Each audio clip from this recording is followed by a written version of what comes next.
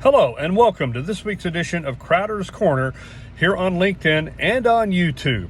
I'm your host, Mike Crowder.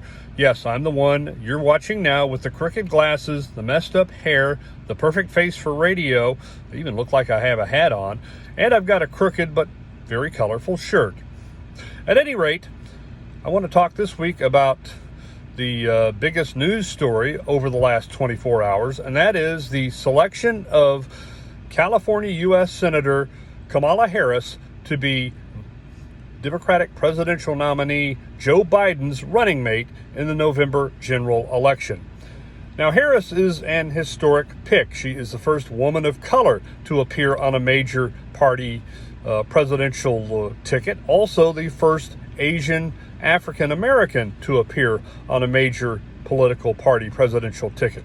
Her experience includes 6 years as a district attorney representing the Oakland, San Francisco area in California, 6 years as the attorney general for the state of California, and the last almost 4 years as or actually that should probably be 3 years, since she was elected in 2016 to become the newest U.S. Senator from the state of California. She was also a candidate for the Democratic presidential nomination this year, along with Joe Biden and a number of others.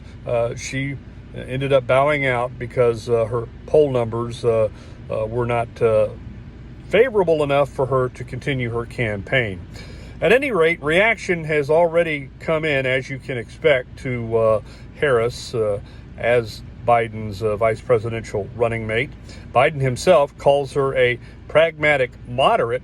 The Lincoln Project, which has for years supported Republicans and Republican presidential candidates and Republican presidents, but this year is endorsing the Democratic presidential ticket because they have turned on President Donald Trump and his policies.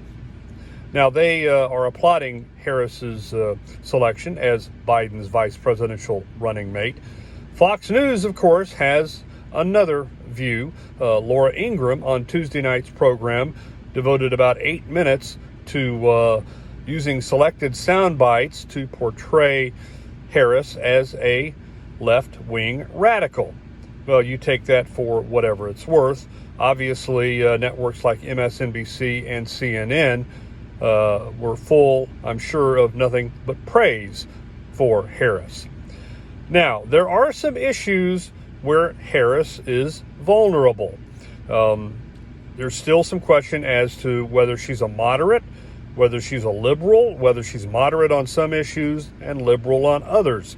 Now, there are two key issues that come to mind immediately that I looked into this morning, where she could be vulnerable because she has flip-flopped.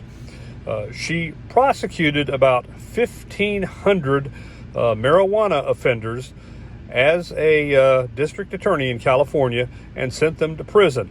Later, she admitted that she had smoked marijuana and said she was in favor of the legalization of pot. Now, another issue where she is vulnerable is health care. She embraced initially Senator Bernie Sanders, who also ran for the Democratic presidential nomination, not only in 2020, but also in 2016. Harris embraced Sanders and others' proposal for Medicare for all. Now, she has backtracked from that and said that she favors kind of a hybrid approach where people would have the option of choosing what she calls a closely scrutinized private health care system along with the public option. Now, the New York Post is reporting that she favors reparations for descendants of slaves in the United States. Obviously, those are primarily African Americans. Now, that by anyone's guess would be cost prohibitive in the United States and certainly would not endear Harris and Biden to the Republicans, independents, and conservative Democrats who voted for Donald Trump in 2016, but have since soured on him. Now, she clashed with Biden, she being Harris, during at least one of the Democratic presidential debates during the primary season. She was very critical of Biden's, shall we say, bragging about working with one-time segregationists in the U.S. Senate.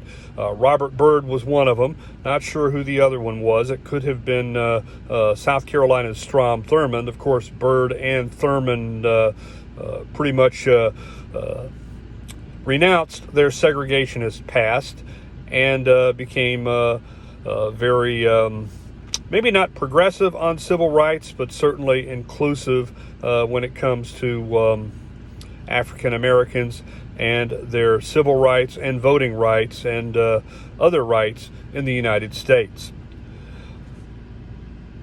Now, she also, Harris that is, clashed with Biden, or actually criticized Biden during one of the presidential primary debates about his support of, or his opposition, I should say, to busing. I guess the mid-late 70s, Joe Biden, as a U.S. Senator from Delaware, opposed busing to achieve integration. Harris was very emotional in her exchange with Biden. Of course, it was pretty much a one-way exchange. It was mostly Harris talking and Biden listening, but she said that she was one of those people who was affected by his opposition to busing. Now, we can't conclude this episode of Crowder's Corner without talking about the very possibility and perhaps even likelihood that if the Democrats win the presidency in November, that Kamala Harris could become our 46th or 47th president. That depends on how long Joe Biden is able to serve if he's elected. Not many people have talked about this, but it's obvious, at least to me and probably millions of others, that Biden lacks focus, he lacks awareness, and his mental capacity appears to be, shall we say, declining. He is the same age that President Reagan was when Reagan left office in 1989 at the age of 77. Biden will be 78 by the time he is sworn in, if he's fortunate enough to be elected our 46th president. We now know the sad story of former President Reagan deteriorating because he was suffering from Alzheimer's. Now, I'm not necessarily suggesting that's the case with Biden. He may not be suffering from Alzheimer's and he may not be suffering from dementia, but he certainly is showing plenty of signs that he is suffering from one of those. You really have to be a real Biden critic and hater, I think, to hope that that is something that is happening to him. But the reality is that Harris's positions on issues and her debates with Vice President Mike Pence will be extremely important, because she could very easily assume the office of the presidency if Biden becomes unable or unfit to continue his duties as president if he's elected. And that could be within 2 months. It could be within 3 months. There's also the scenario that Biden will decide not to run in 2024 if he's elected this year. And then Harris would be free to run essentially for an open seat. Well, that concludes this issue or this edition of Crowder's Corner. And I just want to make it clear that this is not an endorsement of the Democratic presidential ticket. Two things you will not hear on this program are endorsements by me or any kind of paid or free political advertising. That concludes this week's edition of Crowder's Corner. We'll see you next week right here on LinkedIn and YouTube.